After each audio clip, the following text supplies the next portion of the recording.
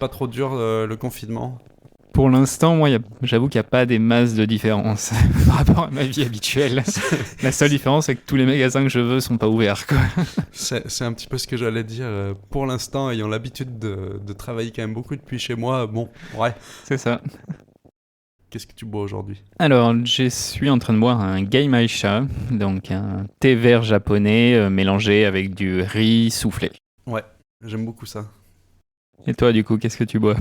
Eh bien, je bois un de mes thés favoris, qui est un oolong qui a été un petit peu torréfié, mais en fait, le cœur des feuilles reste vert. Ouais. C'est un mélange très particulier. Là, j'en suis à 10 minutes d'infusion, parce que ça doit être ma 8e infusion, je pense. Il a une belle couleur ambrée et il a toujours beaucoup de goût, ce qui est incroyable après autant d'infusions. Ouais, clairement. C'est assez rare les thés qui supportent autant d'infusions successives.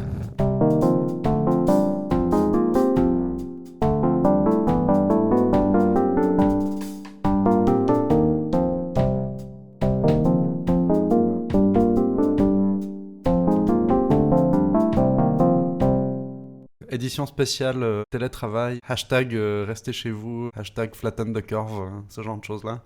Vu l'épidémie de Covid-19 qui sévit, toutes les recommandations, c'est un petit peu de rester à la maison. Du coup, il y a plein de gens qui découvrent le télétravail et qui sont certainement pas préparés. Ça a l'air bien dit comme ça, de faire « Oh, je vais rester à la maison », mais en fait, il y a plein de pièges. Ouais. Qu'est-ce que tu recommanderais de faire attention pour les gens qui découvrent? Déjà, quand on n'est pas habitué, forcément, c'est très très différent. Parce qu'on est chez soi et on se fait attirer par tout ce qu'on a d'habitude chez soi. Et si on n'a pas l'habitude de travailler chez soi, généralement, ça veut dire que l'environnement n'est pas prévu pour. Pour les trucs de base, ce qu'il faut vraiment éviter, c'est se faire attirer par toutes les tâches ménagères. Se dire ah bah là j'attends 10 minutes, je vais passer un petit coup d'aspi ou un truc comme ça. C'est souvent plus une manière de procrastiner qu'autre chose. Personnellement, je suis très expert en oh là là, le comptoir de ma cuisine est sale, c'est absolument le moment de le nettoyer. Un grand classique. Initialement, c'est les distractions, à mon avis, qui sont le plus dur, puisqu'il faut vraiment passer outre et se dire, bah non, là, il faut dédier tant d'heures à bosser, il faut le faire, et puis ensuite repartir sur les trucs habituels qu'on fait chez soi, quoi. Et puis c'est possiblement aussi cacher la console de jeu pour pas l'avoir sous les yeux en continu, ou j'en sais rien, ce genre de choses qui peut être utile quand on n'est pas habitué. Ouais. Au final, c'est pas forcément initialement facile, mais essayer de garder un rythme de travail, quoi. On appelle ça des routines souvent, ça aide à avancer et à travailler. Je pense aussi que c'est un truc assez important parce que un des pièges, c'est que comme on peut travailler depuis la maison, puis même qu'on doit le faire, il n'y a pas de coupure. Ce qui veut dire qu'on peut travailler un peu tout le temps. Ce qui veut dire qu'on pourrait ne pas travailler à un certain moment parce que bon, là, quand même, bof, pas super, voilà. Bah, c'est pas grave, je travaillerai ce soir. Et après, finalement, on s'arrête plus vraiment jamais. Il y a plus vraiment de séparation entre quand est-ce qu'on travaille, quand est-ce qu'on travaille pas. Et ça rend le tout très compliqué et potentiellement aussi très fragmenté. Et heureusement, peut-être pour les gens qui travaillent dans des entreprises où il y a suffisamment de gens, il y a peut-être des histoires de réunions ou de trucs à rendre ou de communication à faire à heures potentiellement fixes tous les jours. Genre, on fait un petit point à 5 heures, j'en sais rien. Ce qui peut un petit peu aider, mais effectivement, il faut quand même faire attention à ça, quoi. Oui, et puis dans ma vision du télétravail, il faut un peu limiter la quantité de moments où on a besoin de tout cette synchrone dans une entreprise. Ouais. Mais dans le cas de figure dans lequel on est là maintenant, c'est différent puisqu'on n'est pas dans le cas de figure d'une entreprise qui veut faire du télétravail et puis qui a toute l'organisation mise en place pour. Donc c'est assez logique. Ça aide à mon avis, dans le contexte dans lequel on est, d'avoir ces synchronisations un peu établies. À mon avis, ça a plus un aide que quelque chose de négatif dans ce contexte-là. Parce qu'effectivement, de s'adapter du jour au lendemain comme ça, voilà, c'est pas facile. Et déjà de commencer gentiment en gardant un peu certaines habitudes, quoi. Ça peut aider à la transition, quoi. Justement, pour aider un petit peu à la transition, parlons un peu de l'organisation de l'espace de travail chez soi. Parce que bon, d'avoir un outil qui permet le télétravail, ça fait quand même pas tout. C'est pas parce que tout d'un coup on a un ordinateur à la maison qu'on peut faire du télétravail et ça va bien se passer, quoi. Il faut un peu plus de choses que ça, je pense. On en a parlé assez régulièrement, mais je pense que c'est quelque chose qui est important, cette notion de contexte. De dire que, ok, ça c'est maintenant, ça devient ma place de travail et pas la place qui sert à tout faire en même temps, à manger, à servir de loisir, voilà. Donc si possible, c'est bien d'avoir un contexte de travail dédié. Qu'est-ce que tu recommanderais pour ça? Sachant qu'on n'a pas forcément toujours la place d'avoir physiquement une pièce séparée, par exemple. Typiquement, là, depuis un mois, moi, j'ai déménagé de nouveau et je suis dans un endroit où j'ai pas de bureau. Il n'y a pas de pièces dédiées ou il n'y a même pas de meubles dédiés à ça. Je travaille sur la table de la salle à manger. L'idée, c'est que si je bosse, je vais installer tout le matériel dont j'ai besoin pour travailler. À un moment donné, il va bien falloir manger et dans ce cas-là, j'enlève tout. Là, on mange et puis ensuite, on fait l'inverse. Ce qui fait que la table, un peu, elle sert à plusieurs choses dans les faits, mais je la transforme et je lui donne un contexte via ce que je mets dessus. Ce qui veut dire que concrètement, tu vas pas avoir d'assiette pendant que tu es en train de travailler et tu n'auras pas non plus de portable pendant que tu es en train de manger. Voilà. Si la table est assez grande, on peut aussi mettre tout dans un côté, pas forcément tout enlever tout le temps. Mais l'idée, c'est d'établir un peu que cet outil, qui est la table de salle à manger, elle peut aussi devenir un bureau, par exemple, mais établir un peu des limites, qui sont purement dans la tête, évidemment, mais qui marchent. Ça aide, ouais, tout à fait.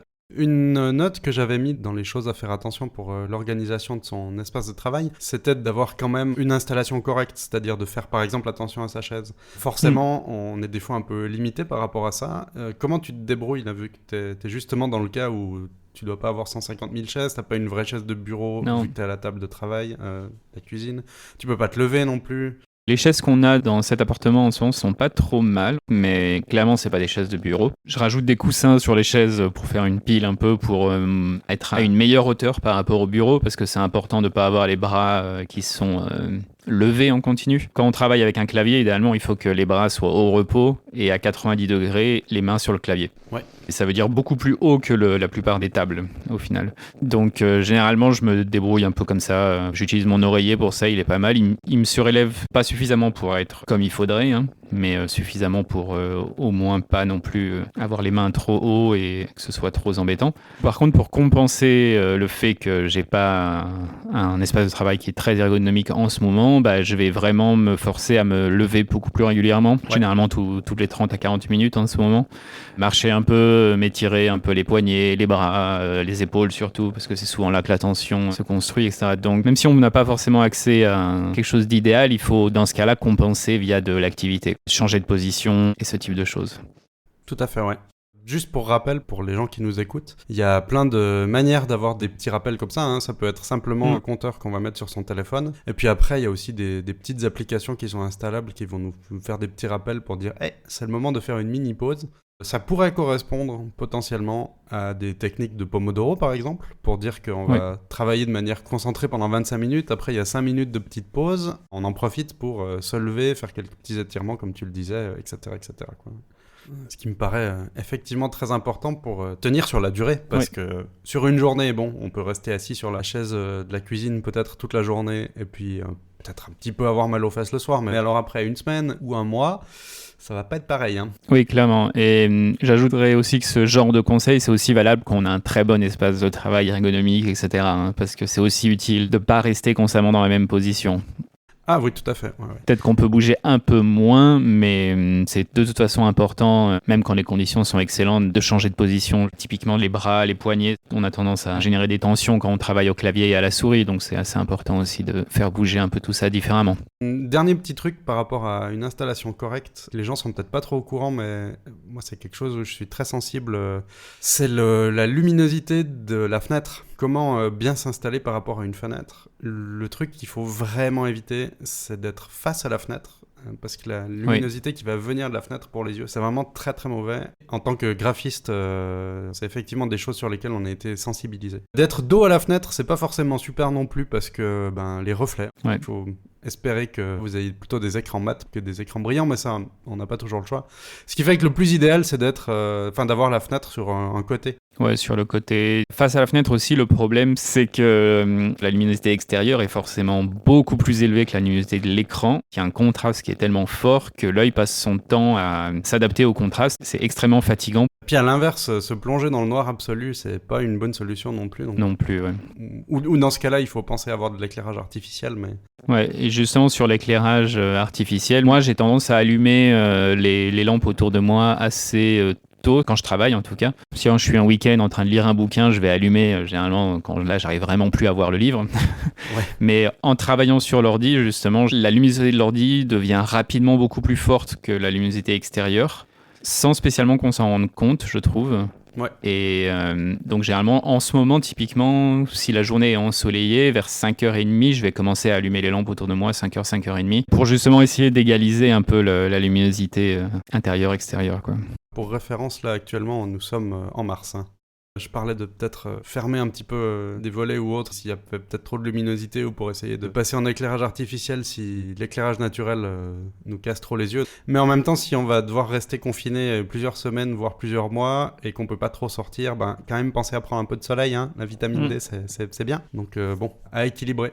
Souvent, ce qui est pas mal, c'est les petits rideaux un peu transparents, qui sont pas transparents dans le sens où on voit à travers, mais qui sont le genre des petits rideaux blancs assez clairs. Translucide. Translucide, voilà, merci.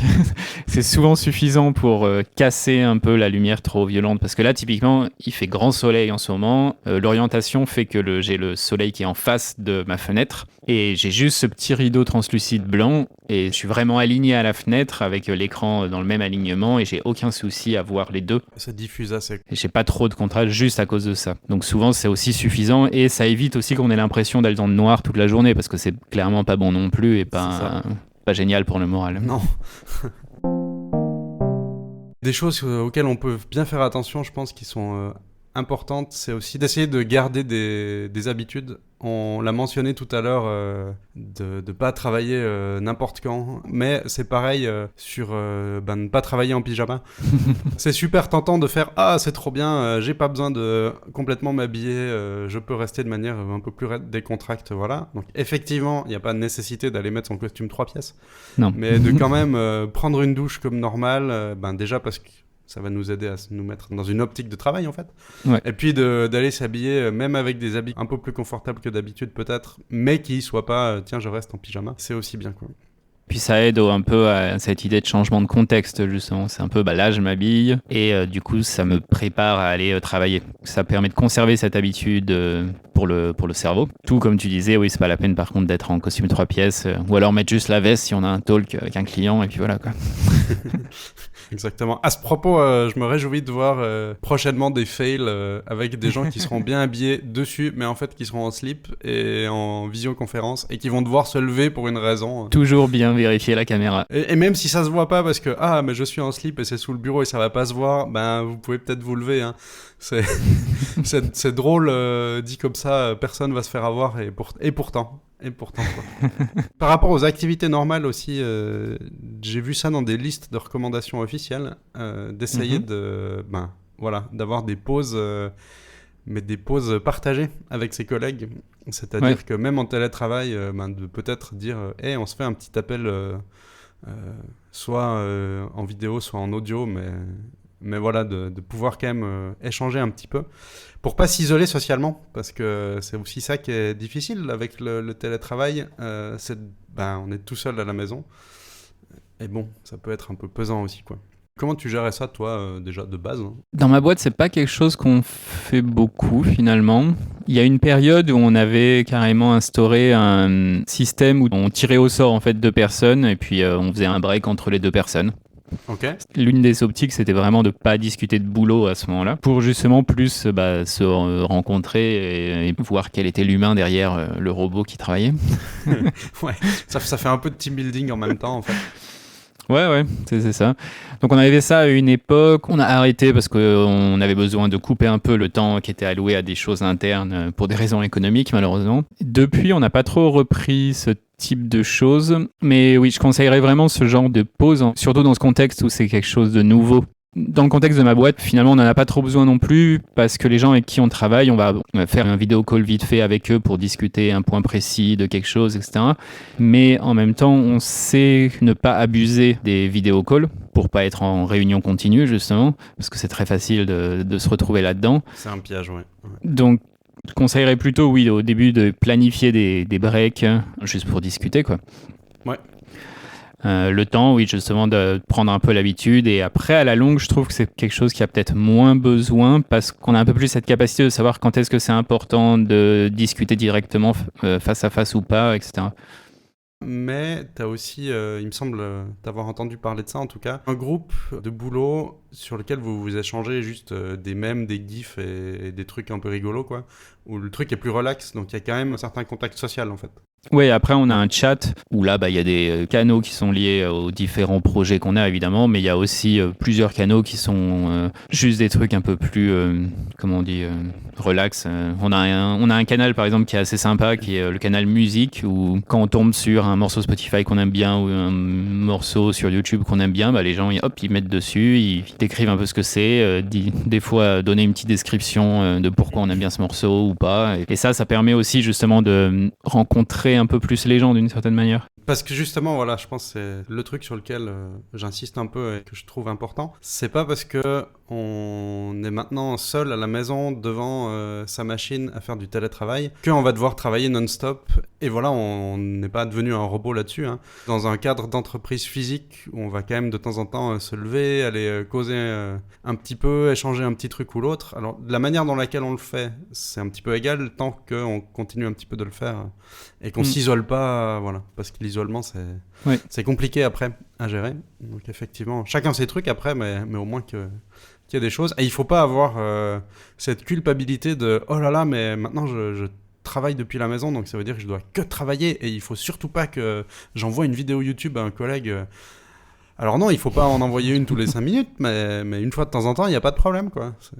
Tout le monde a droit à des petites pauses, voilà, et à échanger aussi 2-3 mots, même si c'est par texte, quoi. Oui, et puis le changement va aussi faire que la productivité va baisser, et c'est normal. Oui.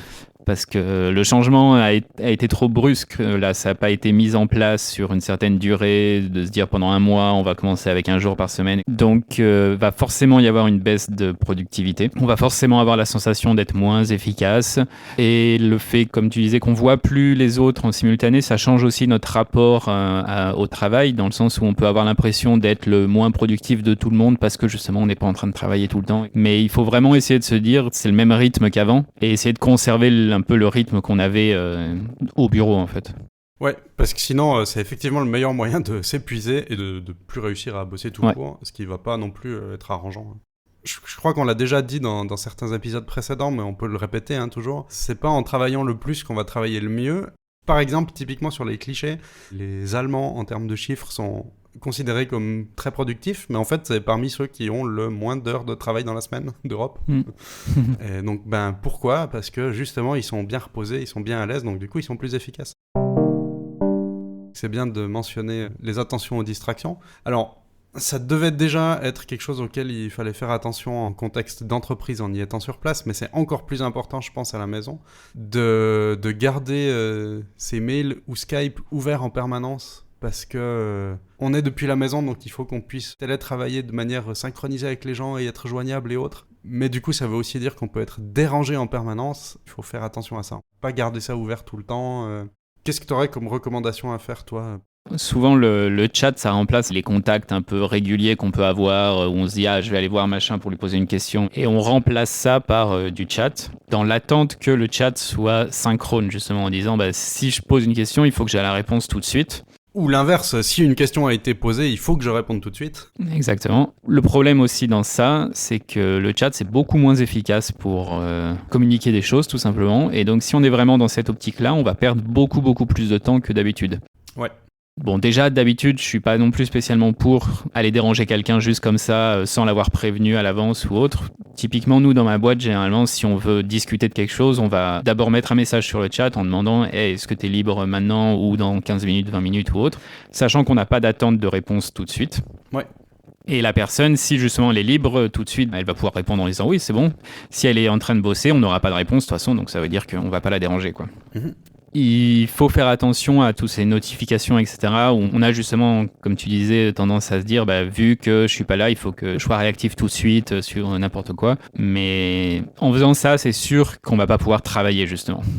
Donc couper les notifications et puis prévenir les gens en disant simplement non, il faut que je bosse, donc je vais checker mes mails que 4 fois dans la journée par exemple. Si on est dans une position où on peut faire ça, évidemment, si on est dans une position de support, d'aide aux gens, de réponse, où notre taf c'est répondre à les emails, là c'est pas pareil, hein, mais... Évidemment, ouais. C'est bien ce que tu disais aussi, c'est d'avertir et d'informer les gens et de les éduquer aussi à ça. De dire que non, là je suis à la maison, d'accord, il faut que je puisse être joignable, d'accord, mais il faut pas vous attendre à ce que je sois joignable absolument dans la minute, voilà, parce que justement sinon je peux pas être concentré et je peux pas bosser. Et ça c'est peut-être particulièrement important à entendre de la part des managers, chefs d'équipe et ce genre de choses-là, qui maintenant qu'ils peuvent plus surveiller leurs employés, disons en faisant une ronde dans le bureau, ben il faut pas la faire par email en fait, parce que ça va encore être pire en fait. Si vous voulez que les personnes que vous dirigez soient productives, vous pouvez pas les déranger en permanence, c'est juste pas possible. Ouais. Effectivement, tout ça, c'est un peu une autre approche du travail. Hein. On peut pas faire pareil en télétravail que ce qu'on fait quand on a une équipe dans les mêmes locaux. Oui, c'est vraiment une approche qui, pour marcher, il faut se baser sur les résultats et pas sur la présence, justement. On ne peut pas vérifier la présence, sauf en dérangeant tout le monde en continu et donc en détruisant toute la productivité. Exactement. Donc, du coup, il faut juste se baser sur le résultat. Est-ce que ces choses sont faites quand on a dit qu'elles étaient censées être faites? Si pas, pourquoi, etc., etc. Pas non plus être dans un mode de boîte noire à dire il y a que le résultat qui compte et puis le reste on s'en fout, hein, c'est la personne qui compte avant tout évidemment. Mais il faut passer son mode de fonctionnement en disant ce qui compte c'est que je fasse les choses et qu'elles soient faites au moment où on a dit qu'il fallait les faire et la qualité du résultat. Et c'est la seule chose qui est vérifiable dans un contexte de télétravail. Et ça, alors, je pense que ça va remettre en question pas mal de manières de travailler de pas mal de gens. Ce qui veut dire que ça va pas se faire facilement, hein, ça va prendre du temps, mais effectivement, c'est important qu'il y ait ces prises de conscience qui soient faites. Et pour dire que c'est pas facile, parce que dans ma boîte, je suis en télétravail quasiment depuis 6 ans. Ça fait 6 ans qu'on essaye de se tourner vers un système en se disant c'est le résultat qui compte, etc. Mais on n'y arrive pas encore bien. On n'a pas encore les processus trop en place pour ça. Il y a certaines tâches où ça marche très bien, d'autres où on n'arrive absolument pas à le faire. Donc c'est pas facile. Et puis c'est aussi une surveillance et une adaptation un peu constante. Hein. De remarquer que peut-être qu'il y a des choses qui fonctionnaient il y a 2 ans qui fonctionnent plus maintenant, ou des choses qui fonctionnent maintenant ou que vous avez mis en place maintenant que vous pourrez changer dans 2 ans. Parce que voilà, il faut perpétuellement un petit peu regarder sa situation et s'adapter à ça. Quoi. Totalement. Petit truc aussi par rapport à des changements d'habitude, je pense. Il y a le côté réunion qui se faisait peut-être facilement en présentiel en fait, où on va rassembler des gens dans une même pièce pour causer. Déjà, le syndrome il y a beaucoup trop de réunions et il y a des réunions qui sont inutiles. C'est des choses que je pense que tout le monde connaît et a pu expérimenter. Mais ça peut être pire en télétravail, par exemple des mails adressés à tout le monde. Là, j'ai vu des cas passer sur Twitter avec un mail qui était peut-être destiné à 3 personnes d'une boîte, en copie toute la boîte, parce que faut tenir les gens au courant, Alors, il faut tenir les gens au courant, mais il ne faut pas les tenir au courant comme ça. Ouais, voilà. C'est-à-dire que bon, là, il y aura aussi des choses à réfléchir et à éduquer. Il faudrait faire les bonnes choses au bon endroit avec les bons outils. Utiliser les mails pour tenir tout le monde au courant, ben non, parce qu'on va rajouter des distractions. Et après, il y a encore les gens qui vont répondre, mais qui vont soit oublier de répondre aux bonnes personnes, parce qu'ils vont faire répondre à juste tous. La dernière personne qui a répondu, mais pas à tout le monde. Soit l'inverse, d'avoir répondu à tout le monde, mais du coup, ça rempile encore plus de mails sur les gens qui n'avaient pas demandé à être là et qui peuvent pas sortir de la chaîne, quoi. Dans ce contexte-là, il faut vraiment impliquer uniquement les personnes nécessaires à la discussion en cours. S'il y a une décision qui est prise, c'est ça qu'il faut annoncer aux gens. La discussion n'est pas intéressante pour la plupart des gens parce que la plupart des gens ne sont même pas dans le contexte, ne savent pas forcément de quoi on parle, ça leur tombe dessus du jour au lendemain. Il faut tenir les gens au courant, ok, mais est-ce qu'avant, ils étaient au courant que cette discussion était en cours ou pas? S'il y a justement une décision, une annonce, et là, il faut peut-être le donner à toute la boîte si ça concerne toute la boîte, oui. Mais le processus, la plupart des gens s'en foutent. Aucune valeur, quoi. Ce qui est de nouveau aussi très contre-productif, c'est le côté je vais effectivement mettre en copie toute la boîte pour qu'ils soient au courant, mais après, ce qui se passe, c'est que toute la boîte reçoit 500 messages qui, soit ils sont lus, mais alors il n'y a aucun travail qui se fait parce qu'il a fallu passer sa journée à les lire, soit ils ne seront pas lus. Donc finalement, j'ai tenu au courant personne vu que les messages n'ont pas été lus. Un autre truc d'adaptation aussi qui est pas facile, si on est à 15 dans une réunion autour d'une table, bon, la réunion elle se passe, voilà. Si on est à 15 dans une discussion sur Skype, Discord ou autre, et qu'il y a 15 personnes qui veulent essayer de parler en même temps, c'est juste absolument pas gérable. Je sais pas si t'as déjà eu l'occasion de faire des réunions comme ça à 10, 15, 20 personnes en audio. Enfin, audio ou vidéo, hein, Skype, ça marche aussi, quoi. Pas dans le contexte de ma boîte, en fait. Dans d'autres contextes, oui. C'était le bordel ou comment ça marche? Ben, si on utilise le bon outil, non. Voilà, mais c'est ça. Il y a des outils pour ça, donc moi, ça n'a jamais été le bordel parce que les outils été bien utilisés. Par curiosité, tu utilisais quoi comme outil? Là, c'était Zoom qui était utilisé. Ouais. Et typiquement, dans Zoom, il y a une notion de hôte et d'invité. C'est-à-dire que c'est pas une conversation entre deux personnes, c'est un vidéo call entre l'hôte et tous les invités. Et l'hôte a la capacité de couper le micro de tout le monde, typiquement. C'est lui qui fait le travail de qui parle à certains moments, etc. Ça, c'est nécessaire parce que de mon point de vue, c'est aussi le problème dans les réunions face à face, hein, c'est que la personne qui parle le plus va parler le plus, et au final, les personnes qui vont pas prendre la parole ou autre, on va de toute façon pas les entendre. Quelque chose à faire quand on passe en télétravail dans les meetings, c'est d'avoir une vraie structure de meeting. Ça paraît overkill pour beaucoup de gens, mais les structures de meeting à la holacratie, à la sociocratie, elles sont excellentes pour ça, parce qu'elles mettent un cadre sur comment le meeting va se dérouler. Et en gros, si on sort pas du cadre, déjà les meetings sont juste extrêmement efficaces. C'est-à-dire qu'un meeting qui pouvait prendre 1h30 avant, on peut le réduire à 20 à 30 minutes et ce sera pareil. Mais en plus, ça marche extrêmement bien en télétravail parce que justement, dans ce format de meeting, les gens parlent les uns après les autres. On ne parle jamais en simultané avec quelqu'un d'autre. L'ordre de passage est déclaré à l'avance. On sait dans quel ordre ça va avoir lieu. Et donc, en fait, en vidéoconf, du coup, ça marche extrêmement bien parce qu'on sait que c'est telle personne qui parle en ce moment. Ensuite, c'est ça. Ensuite, c'est ça. Ensuite, moi, j'aurai mon tour pour dire ce que j'ai à dire. Et voilà. Parce que justement, là, il y a une personne qui peut contrôler les micros des autres. C'est nécessaire, surtout initialement, quand on n'a pas l'habitude de passer par un modérateur qui contrôle les micros. Alors ça, déjà, c'est avec un bon outil, mais effectivement, là, moi, j'ai une expérience avec pas forcément l'outil le plus adapté pour ça, qui est Discord. Ce qui veut dire que, en gros, tout le monde peut parler. Hein. Mais effectivement, les règles sont assez claires. Hein. S'il vous plaît, tout le monde, vous coupez votre micro. Et dans le canal de texte qui est à côté du canal audio, de dire si les gens veulent prendre la parole, il leur suffit de mettre un emoji. La personne qui va gérer ça regarde, tiens, il y a un emoji qui a été mis, donc quand c'est possible, va accorder la parole à la personne qui a mis cet emoji-là. La personne qui va pouvoir agir et interagir et supprimer son emoji une fois que c'est bon. Comme ça, on peut avoir le suivi de qui c'est qui veut parler, qui c'est qui doit encore parler, etc., etc. Ça demande un peu de discipline, hein, parce qu'évidemment, il faut dire non, ok, là, je ne vais pas intervenir tant que c'est pas mon tour. Et puis, je pense qu'il va falloir de temps en temps rappeler aux gens de dire non, mais il fallait mettre un emoji pour parler, faut pas interagir maintenant.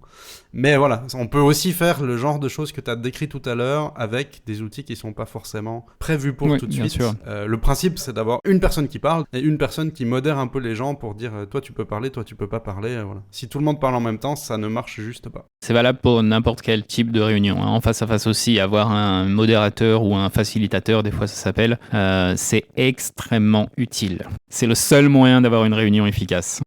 Oui, alors tout à fait. Après, ça se fait des fois peut-être plus intuitivement et naturellement quand on est autour d'une table. Parce que justement, si on est 5 à parler autour d'une table, il y a très vite quelqu'un qui peut faire « Non, mais taisez-vous », quoi. Ce qui se fait de manière plus naturelle, alors qu'il faut un peu plus le forcer en audio, quoi. Sur le fait de parler un peu tous ensemble, oui, ça, en face à face, c'est plus facile parce qu'aussi, il n'y a pas le lag.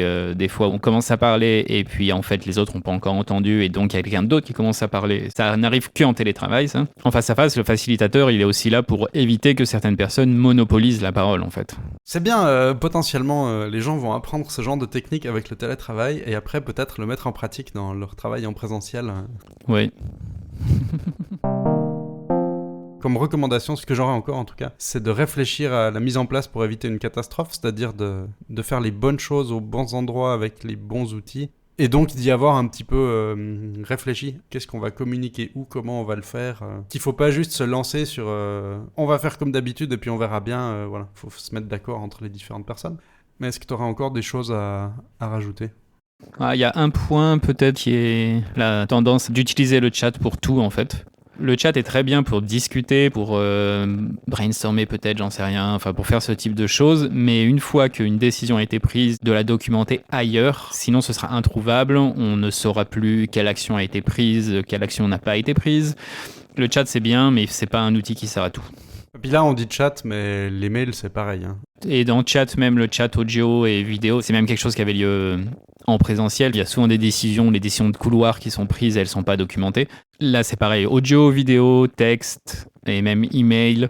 S'il y a une décision qui est prise, s'il y a des actions à faire, il faut que ce soit documenté ailleurs dans un endroit où on a toutes les actions qui restent à faire, tout ce qui a été fait. Et c'est le seul moyen d'avoir une organisation qui est claire en télétravail. Comme là, on a parlé un peu des recommandations un peu générales sur son organisation chez soi. Ce qu'on pourra discuter dans un épisode à venir, c'est un petit peu plus d'organisation d'équipe. Quel type de catégorie d'outils avoir, comment mettre en place certaines choses. Là, on parlait de conserver, de documenter des décisions quelque part, mais qu'est-ce qu'on a comme outil pour ça qui fonctionne en télétravail, parce que j'imagine bien qu'évidemment, les entreprises ont déjà des choses, hein, mais voilà, qu'est-ce qui peut fonctionner un peu bien en télétravail. Et puis, tu parlais d'organisation de meeting un petit peu façon holacratie et ce genre de méthode-là. Là aussi, on aura peut-être l'occasion d'en discuter un petit peu. On va préparer ça.